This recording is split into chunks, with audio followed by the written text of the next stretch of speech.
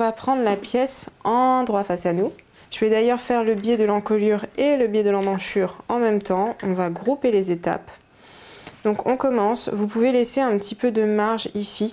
On n'en aura pas vraiment besoin, mais c'est plus pour le confort de la couture. Et j'épingle donc le biais le long de l'encolure.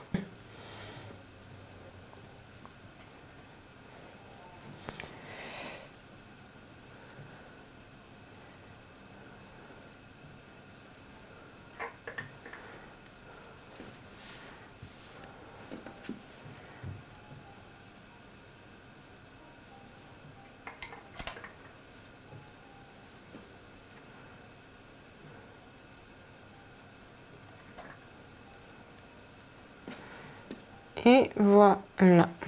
Et on va pouvoir piquer pour chacune dans le premier creux, là le premier pli du biais.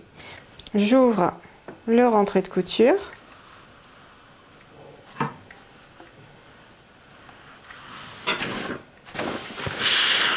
Et une fois que ça c'est fait, donc là je suis sur l'encolure, vous pouvez rabattre le biais. Je vais le faire en tout petit.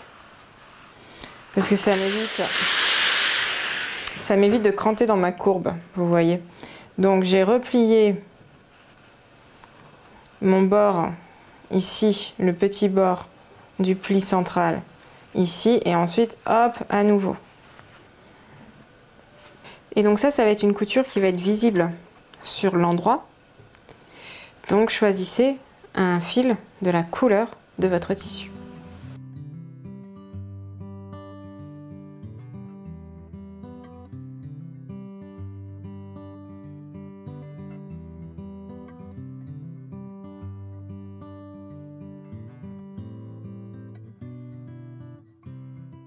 Une fois qu'on a fait nos coutures, on va venir juste repasser.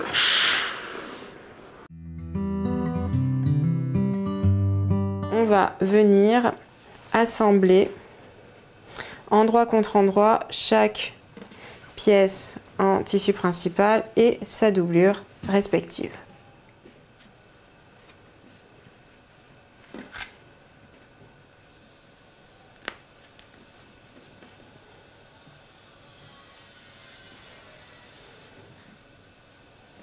On va commencer par piquer ce bord et le second. On va maintenant pouvoir repasser et j'insiste vraiment, ouvrez les coutures à cette étape.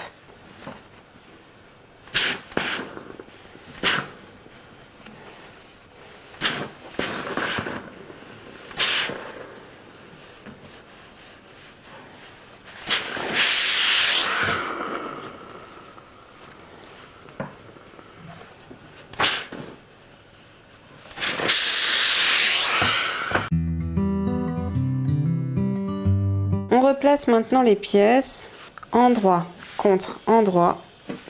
On va prendre ces repères là. Donc là on est dans l'angle, premier repère, deuxième repère et ici troisième. Et on va venir piquer comme ça. Ici on fait la rotation et on repart, hop, comme ça. On va maintenant cranter ici. Donc jusqu'à l'extrémité de la ligne de couture, comme ça, et pareil ici. Vous pouvez aussi cranter ici.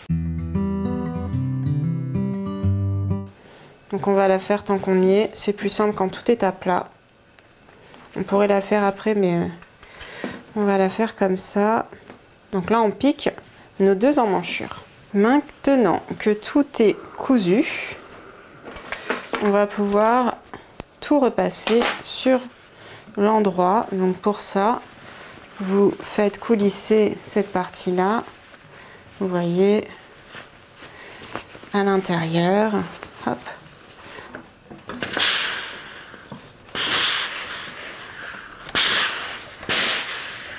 Voilà.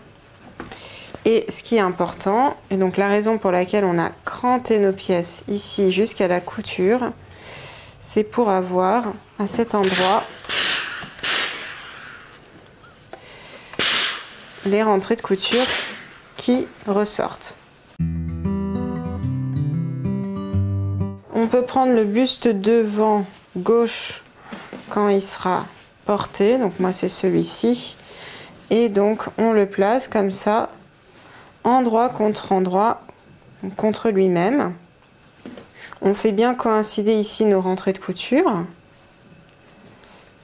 On fait bien ensuite coïncider donc toutes nos pièces. Il y en a 4, les pièces en doublure et les pièces en tissu principal, bord à bord.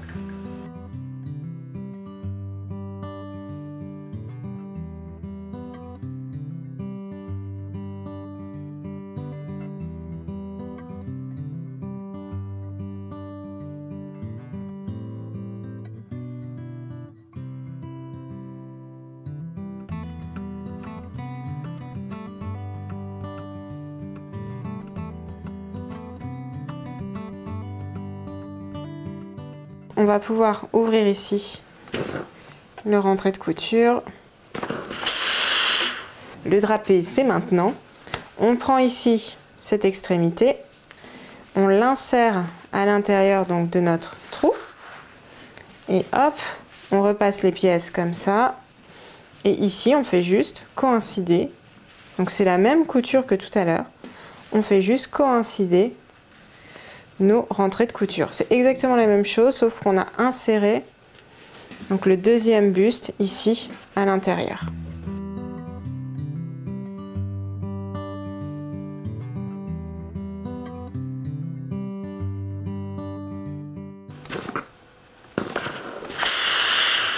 Et on le repousse vers le haut. Et tadam, nous avons ici, vous voyez, notre drapé. On va donc placer chaque duo de pièces I endroit contre endroit et on va piquer ici à 1 cm, ici et ici. Et pour le deuxième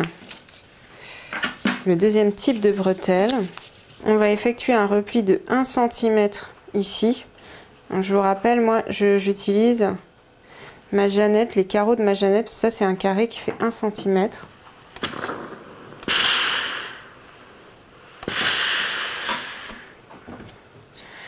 Voilà le premier carré.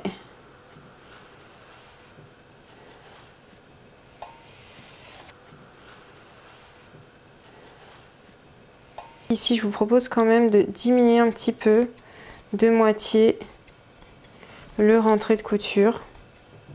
Et ensuite, dernière étape, on fait comme ça, bord à bord.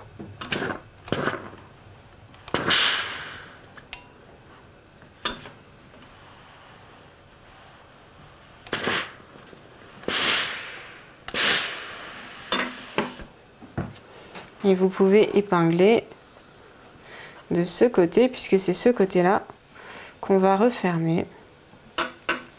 Au niveau des pièces bretelles, comme ça, on va venir cranter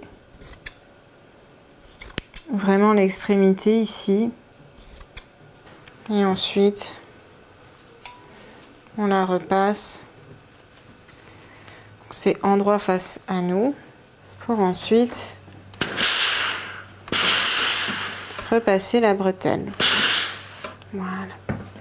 En attendant, on va juste ici insérer donc notre bretelle, vous voyez ici. Donc pour cela, on va faire sortir la bretelle comme ça, hop, vous voyez. Et donc par ici, il faut que vous puissiez faire entrer la bretelle dedans. Voilà, ma bretelle est là.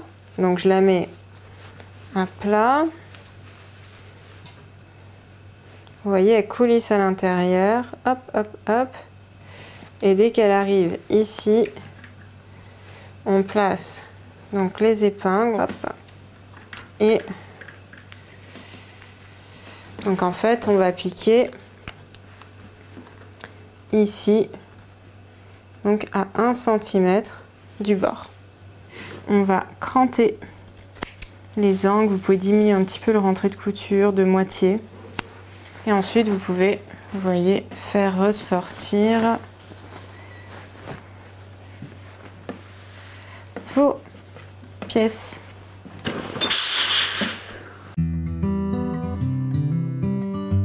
Vous avez deux possibilités au niveau de votre version débardeur.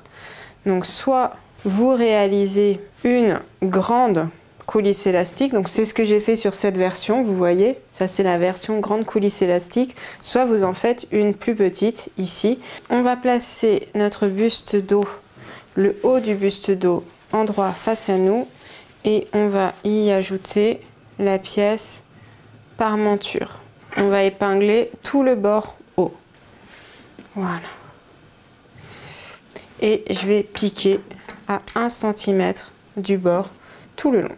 Au fer, on va venir maintenant ouvrir la couture.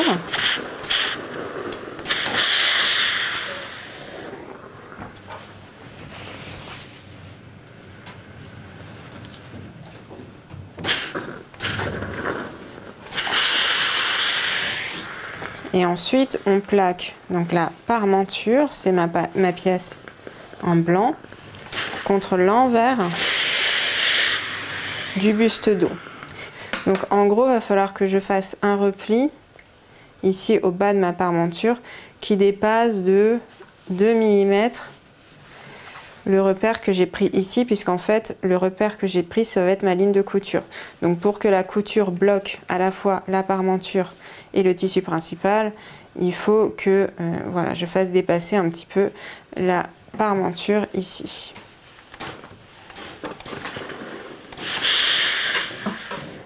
Et donc je vais épingler, vous voyez, au niveau de mon repère qui est, je vais vous le replacer, il est là quoi.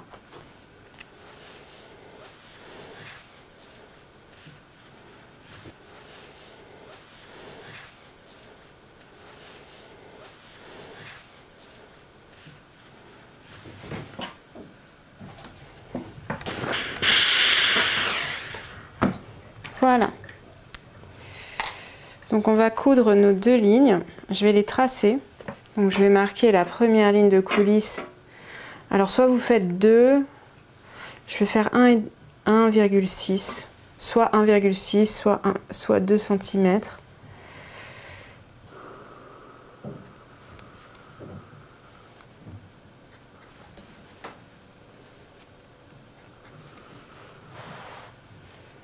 Et après, ensuite, vous pouvez faire donc une deuxième ligne de couture.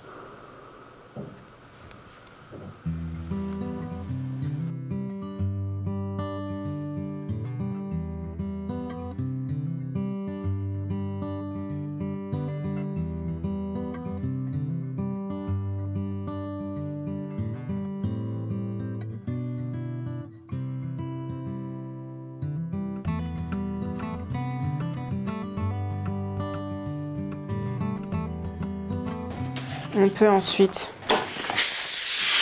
repasser et on va passer au smock. Si vous allez réaliser des smocks par-dessus l'élastique, on va prendre quelques repères au niveau de la parmenture. Donc moi j'ai une coulisse qui fait 4,5 que je vais diviser par 2, par 3. Donc je vais faire une première coulisse ici à 1,5.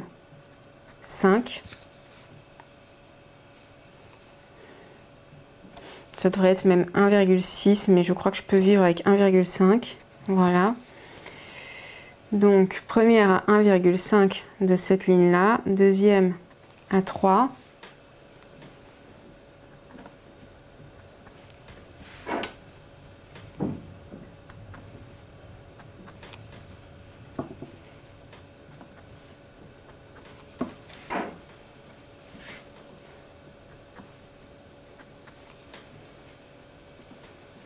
Une fois qu'on a fait ça, ce que j'ai oublié de faire, c'est prendre ici des petits repères. Donc on va prendre ici le milieu dos.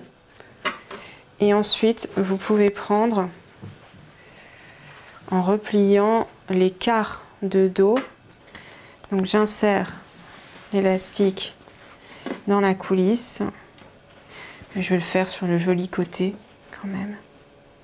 On repassera ensuite sur le côté blanc pour les lignes de smock, mais voilà.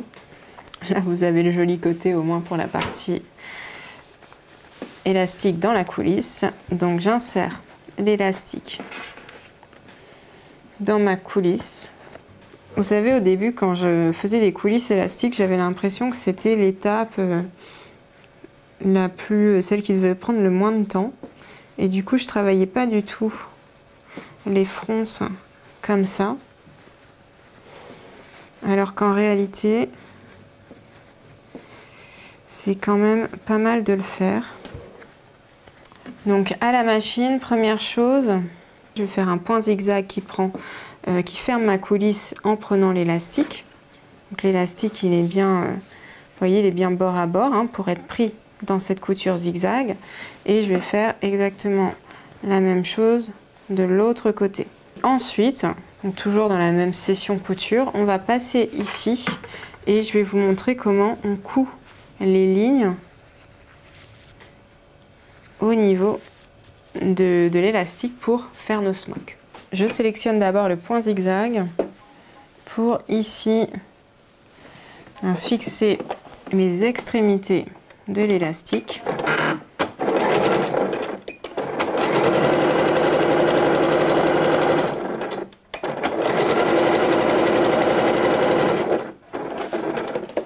Ensuite, on va passer aux lignes de couture, donc aux lignes de smock. Alors, techniquement, vous n'êtes pas obligé de faire un point élastique puisqu'on va étirer ici la pièce.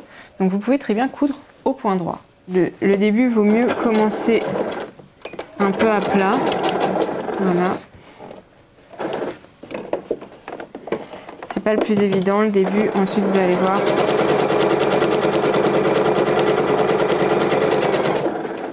Donc là, je tire des deux côtés.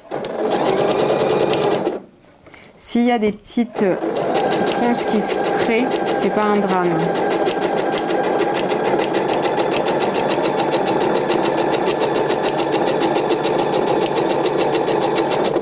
Donc là, je vais juste reprendre ma route. Voilà.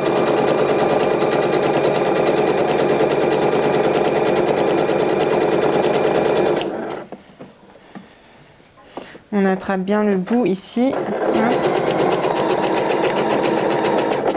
Les extrémités, c'est le plus dur, c'est là où il y a le plus de tension.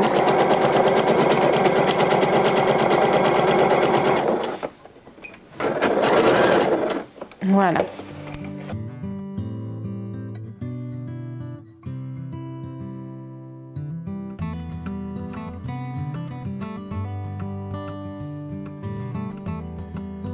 On a bien les épaules endroit contre endroit. Et en fait, alors ce que vous pouvez faire, c'est juste positionner vos épaules ici pour marquer le bon épinglage. Voilà. Et ensuite, on va passer par l'ouverture ici et on va tirer l'épaule. Vous voyez, comme ça. On la tire par ici. Hop, hop, hop. Et en fait, donc vous allez avoir ici les épaules donc du buste devant en tissu principal et celle en doublure entre guillemets qui prend en sandwich notre épaule du dos. On fait bien coïncider les bords ici du biais avec, vous voyez, les bords de notre pièce devant. Il faut bien que tout soit bord à bord et de même longueur. Ensuite, vous pouvez épingler et on va piquer tout là. Hop. Avant de retourner, vous pouvez un petit peu cranter ici l'angle. Et ensuite, on sort tout simplement, vous voyez, hop, la pièce dos, on retire et on a ici nos emmanchures. Donc ça, c'est l'endroit et sur l'envers, voilà. Au niveau du devant, vous avez une basque qui fait une sorte de pyramide. Et donc, on va, je vais vous le montrer sur l'envers, sur mon tissu, c'est plus simple. On va piquer des fils de fronce en 2 fois. Donc, je vais les faire ici à partir de 3 cm de la couture de côté, pareil ici. Donc je les pique en 2 fois, c'est-à-dire une première fois sur le buste devant gauche, deuxième fil de front sur le buste devant gauche, ensuite premier fil de front sur le buste devant droit et deuxième à droite. Donc si vous voulez, je suis endroit contre endroit avec le buste devant. Donc je fais coïncider ma couture de côté ici. Voilà. On fait pareil de l'autre côté.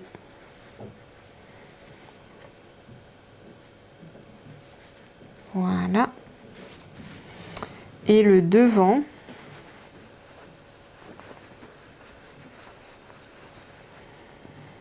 Si vous voulez, il est dans le vide, c'est normal. Donc ce qu'on peut faire, c'est ici juste bloquer les fils de fronce au niveau du buste du milieu devant.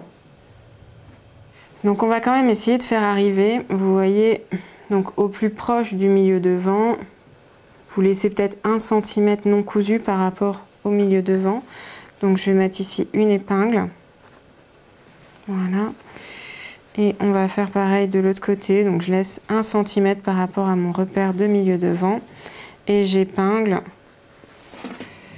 Et je vais pouvoir faire froncer ma basque.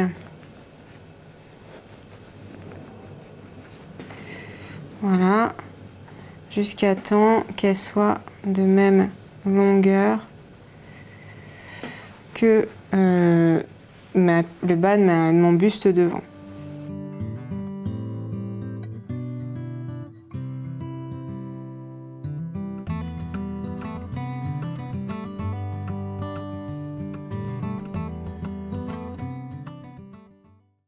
Du coup, on a notre épinglage et on va venir piquer donc à 1 cm du bord. Pour la couture, vous pouvez piquer, donc vous allez arriver ici, hop, vous pouvez piquer ici uniquement sur votre pièce en tissu principal.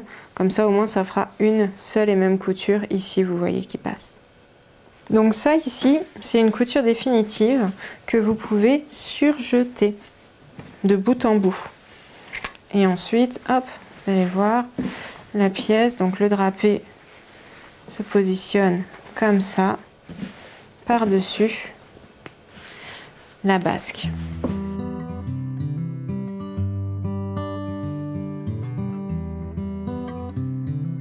Et on vient prendre notre pièce buste, endroit contre endroit. J'essaye vraiment de faire coïncider le bas de la ligne de coulisse ici avec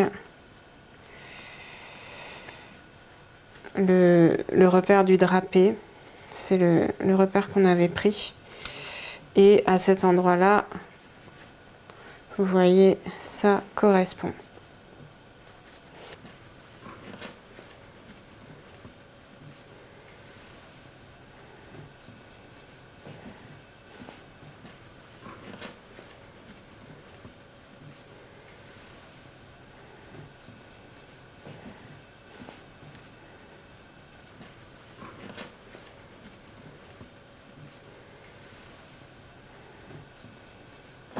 On va passer à la machine et on va piquer nos lignes.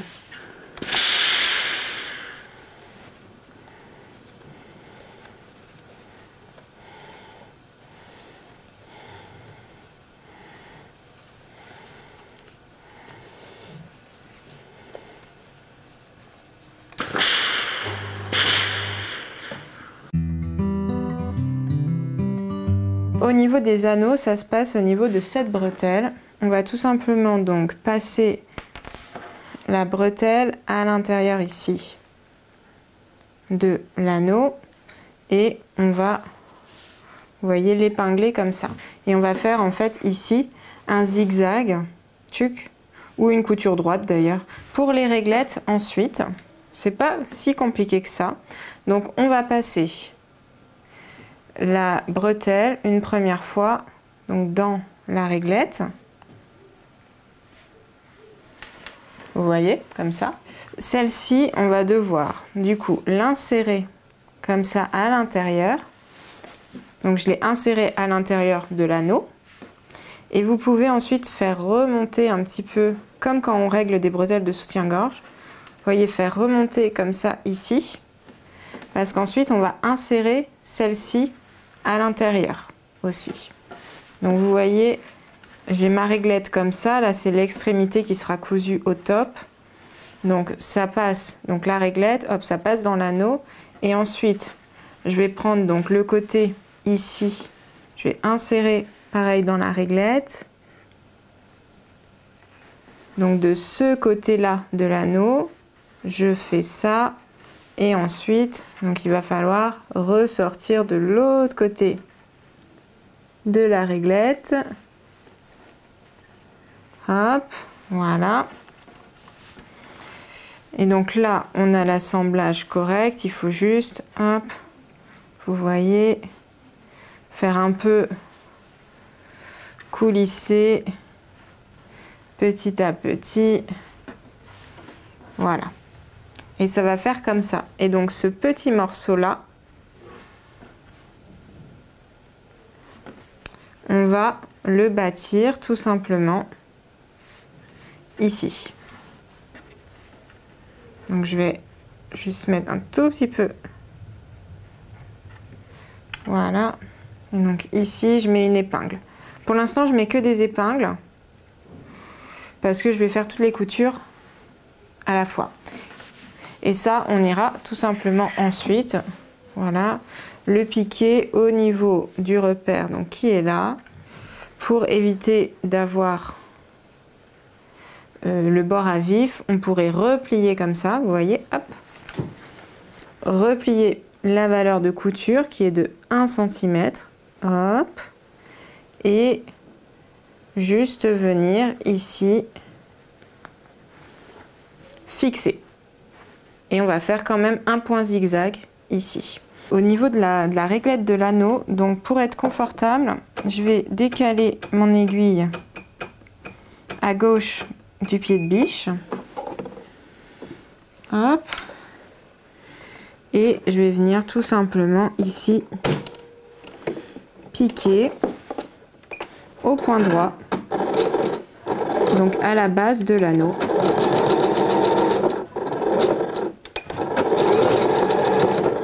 Une fois que ça c'est fait, je passe au point zigzag. Et donc je vais venir coudre au niveau de ma réglette. Donc pour le confort de couture, vous pouvez un petit peu faire, vous voyez, coulisser ici au niveau de la réglette pour ici avoir bien vos pièces. Tac. Et alors j'aurais bien aimé récupérer mon épingle, mais je crois que ça va pas être possible. Donc je fais le zigzag ici.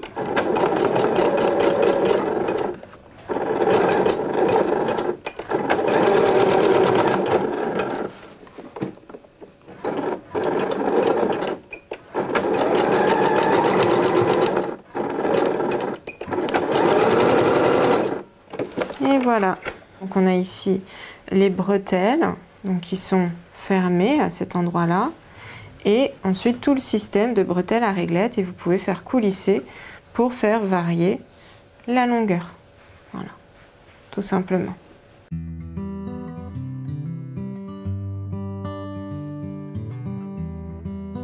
On arrive donc au terme de notre tutoriel et j'espère qu'il vous a plu, que vous avez appris de nouvelles techniques comme ce petit drapé, mais aussi la technique au niveau des bretelles, des réglettes, et bien sûr j'oublie toute cette partie consacrée à la coulisse élastique et au smock sur élastique. Ici le drapé, notre petite basque froncée au niveau du devant, pareil au niveau du dos. Alors, il faudra que je traque un petit peu, vous voyez, les petits fils. Si je vous montre sur l'envers, donc c'est pas un modèle qui est doublé, ça complexifiait pas mal les choses, donc j'ai voulu rester sur quelque chose que vous pouvez assez rapidement voilà, vous approprier. Mais on a quand même une jolie finition au niveau du buste, voilà, qui est permise par cette petite doublure. Certes, on a les rentrées de couture ici, mais au niveau des emmanchures, on a cette finition au biais qui est assez sympa. Pareil au niveau de l'encolure dos, et toujours notre basque, notre ourlet. Ça fait quand même un vêtement qui, je trouve, reste très joli sur l'endroit bien sûr, mais aussi sur l'envers. J'espère vraiment que vous avez apprécié suivre ce cours, qu'il vous aura inspiré une version du patron Samoa. Et je vous dis à très bientôt pour de prochains tutos. Salut!